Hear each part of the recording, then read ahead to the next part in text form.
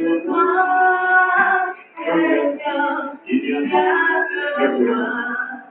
n'y a que toi, Seigneur. Il n'y a que toi, Seigneur. Il n'y a que toi. Il n'y a que toi, enfant. Il n'y a que toi, Seigneur. Il n'y a que toi. Il n'y a que toi. Il n'y a que toi, Seigneur. Il n'y a que toi. Il n'y a que toi.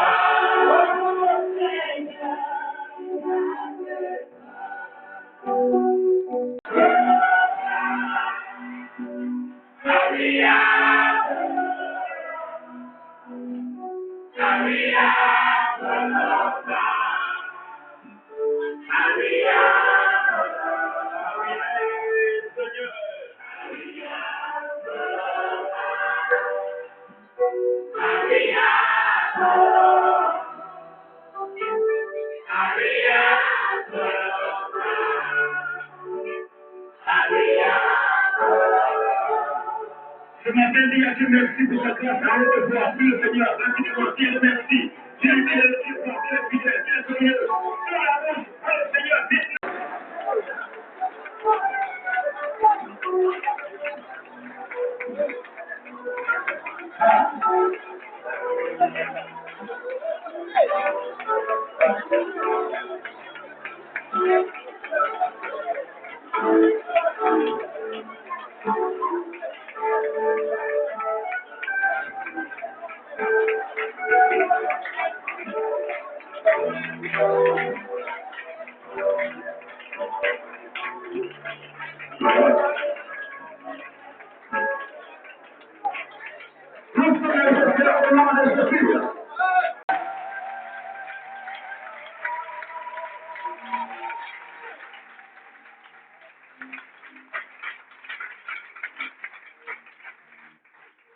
Gloire à Dieu.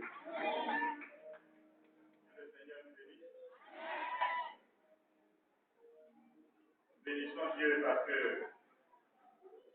ce que le Seigneur est en train de faire là-bas, pas de musulman, hein.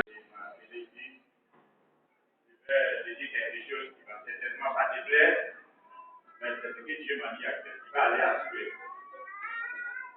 Et je lui ai dit, où c'est gardé maintenant? Il a dit, c'est toi qui peux aller là-bas, je vais prier pour toi, Dieu sera avec toi. Je crois que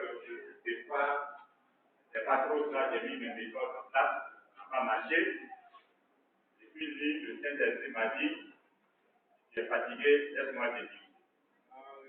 Les méthodes que tu connais ne peuvent pas, parce que c'est l'esprit des gens qui a affecté. Ils ont connu des problèmes, il faut que leur âme soit guérie d'abord. Et s'ils sont guéris, alors ils pourront ensuite suivre ce que tu vas dire. Et c'est en suivant donc les instructions de l'esprit que Dieu a commencé quelque chose. Je suis en train de faire une chose avec eux que je n'ai pas trouvée, malgré toute la grâce que vous avez ici. Là. Quand je viens ici, je juge. Je viens à la source auprès du père de l'église, je prends un peu, et puis quand je vais là-bas, je suis encore étonné. Mais vous, vous êtes ici. C'est pourquoi Jésus n'a pas fait de miracles dans son village. Je comprends maintenant. Une question d'habitude. Le jour où il est arrivé, même, ils ont commencé à dire, c'est pas le fils de Joseph, Marie n'est pas sa mère, depuis quand il a guéri malade. Alors quand il arrive dans d'autres points, dit le prophète est arrivé. Tout le monde trouve que les gens sont guéris. La Bible dit qu'il ne dit aucun miracle là. Parce qu'eux, ils le voyaient dans ses 7 ans, ses 8 ans, ses erreurs de jeunesse, c'est ce qu'ils regardaient. Mais pas celui qui les devait. Vous êtes à la source, j'ai regardé votre louange tout à l'heure. Vous savez, j'étais un jour au temple, et puis, il y a une dame qui est venue avec un monsieur qui est musulman. Elle dit, ah, elle est venue avec nous. Et elle a dit, on a notre frère qui est devenu fou. Donc, voilà ses parents. Je leur ai dit, si on pouvait l'envoyer ici pour que vous priez pour lui. Dans mon cœur, là-bas, j'ai dit, waouh.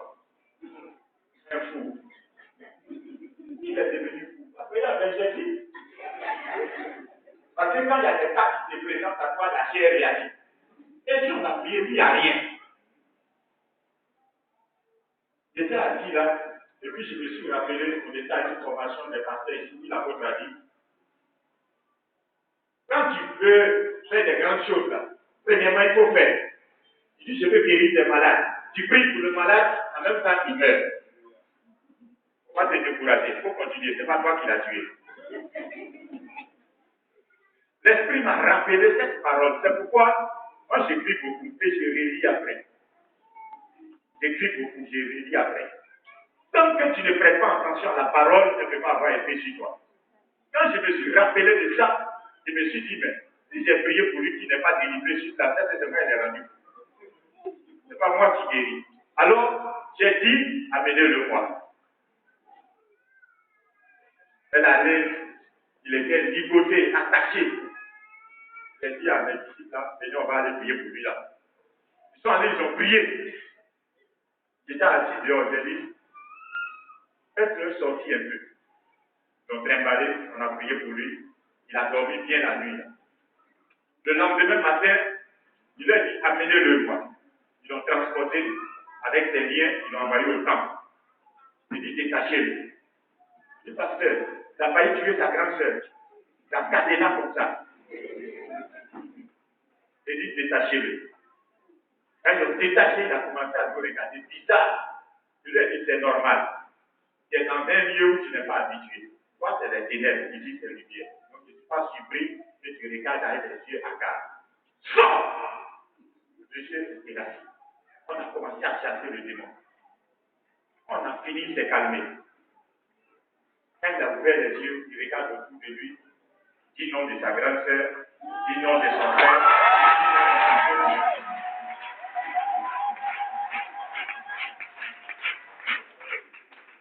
On a dit, il était en train de dire, on dirait qu'il est guéri. Moi-même, j'étais plus étonné que. Mais il fallait la tuer. Donc, je me concentrais. Mais dans mon corps intérieur, quand j'ai pas, je dis, c'est ça, c'est pas pareil. J'ai testé ça là. C'est vraiment, c'est pas. Après, je me suis dit non. Comme il vient de devenir fou nouvellement, là, à cause de ça, ça a été passé. Ça, c'est l'incrédulité que vous avez. C'est là que Dieu m'a enseigné sur le message sur la foi que je vous ai donné maintenant. Je suis venu, je n'ai pas vu des gens qui ont loué Dieu comme louent leur pasteur. Ils aiment louer Dieu. Plusieurs sont assis et d'autres ont dansé. C'est pourquoi, quand on danse comme ça, il y a ceux qu'on encadre et ils restent à leur place. Je suis venu vous donner ce matin un message prophétique. Ceux qui auront la foi pour saisir recevront quelque chose de Dieu. C'est pourquoi je vais vous pousser aussi à poser une action prophétique. On dit, ça veut dire que les portes s'ouvrent devant toi. La rangée d'ici sort la première. Arrangez le coin là-bas. Vous attendez là-bas, on vous donne le signal et puis vous commencez à rentrer. Parce qu'il faut qu'ils vous rejoignent. Voilà, mais